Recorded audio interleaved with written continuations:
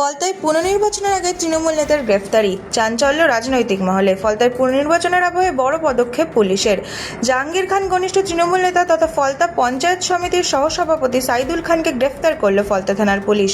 Police সূত্রে দাবি, সাইদুল খানের বিরুদ্ধে খুনের চেষ্টা, এলাকায় হিংসা ছড়ানো সহ একাধিক গুরুতর অভিযোগ রয়েছে।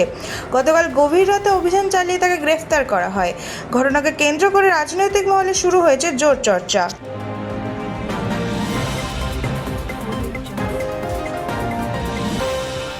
ফলতায় মুখ্যমন্ত্রীর সভা, আজ থেকেই জেলা সফরে শুভেন্দু। আজ সকাল থেকে শুরু হচ্ছে মুখ্যমন্ত্রী শুভেন্দু অধিকারীর জেলা সফর। প্রথম দিনেই দক্ষিণ 24 পরগনার ফলতায় যাচ্ছেন তিনি। পুনর্নির্বাচনের আগে রাজনৈতিকভাবে গুরুত্বপূর্ণ এই সফরকে ঘিরে জোর চর্চা শুরু হয়েছে জেলা জুড়ে। আজ ফলতায় একটি কর্মী সভায় যোগ দিয়ে দলীয় কর্মীদের উদ্দেশ্যে বক্তব্য রাখবেন মুখ্যমন্ত্রী। প্রশাসনিক কর্মসূচির পাশাপাশি সংগঠনকে আরও শক্তিশালী করার বার্তাও দিতে পারেন তিনি।